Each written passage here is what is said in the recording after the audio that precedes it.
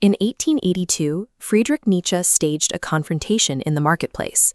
A madman runs through the crowd in broad daylight, carrying a lit lantern and screaming, "I seek God." The people around him, many of them atheists, mock him with laughter. Nietzsche describes a crowd already comfortable with their disbelief.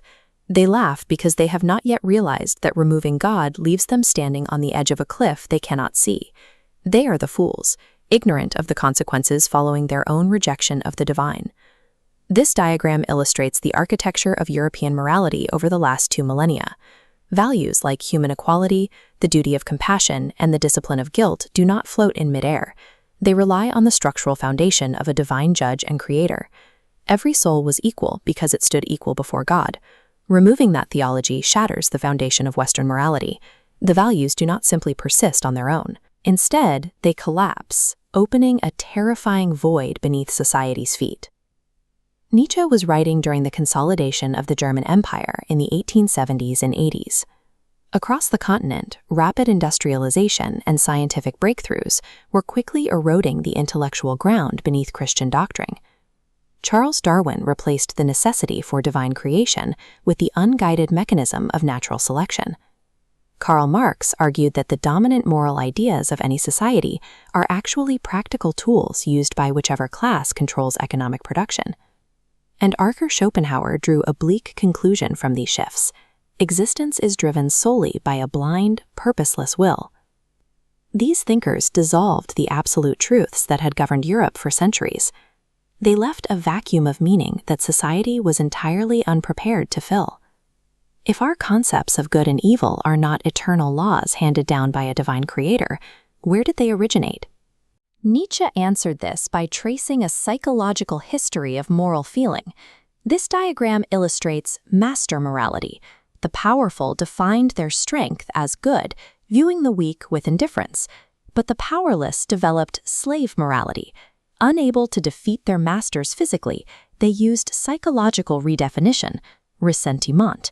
The weak labeled strength as evil, elevating their own suffering into sacred virtues. And Christianity, Nietzsche argued, universalized this redefinition. Virtues like humility, pity, and obedience are the values of people who lacked the power to live otherwise, successfully disguised as sacred law. Once the sacred law is exposed as a human invention, society faces 2 paths: catastrophic nihilism, where nothing matters, or the radical creation of new meaning. The Übermensch represents a creator who generates human meaning entirely from within. This figure masters their own existence, rather than seeking to conquer nations. Nietzsche defined the will to power as this internal drive for self-mastery. It is the process of imposing a chosen form on your own existence, separate from any desire to dominate others. To test this self-mastery, Nietzsche proposed the eternal recurrence. Imagine your exact life bending backward to repeat identically forever. Could you affirm living every crushing pain on repeat? Recoiling means you live by borrowed values. Affirming it means your meaning stands on its own. Surviving the death of God means becoming your own absolute moral architect, relying on no inherited rules or traditions.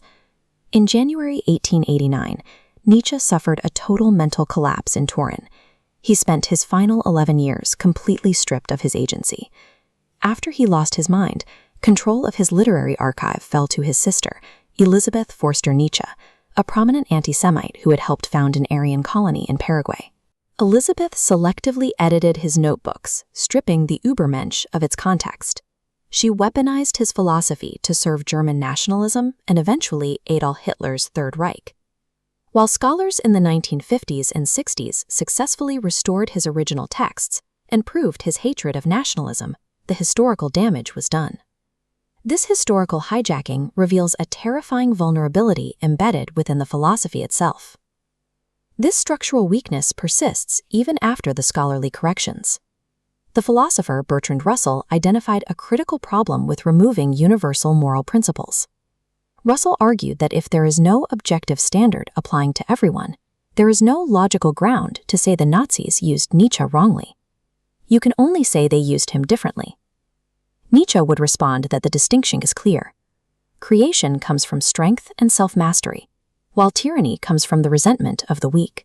The fatal flaw in this defense is that tyrants never recognize themselves as acting from resentment.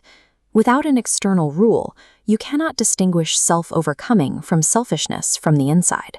When you abandon an old moral obligation and call it growth, how do you know you are a master of yourself and not just taking the easy way out?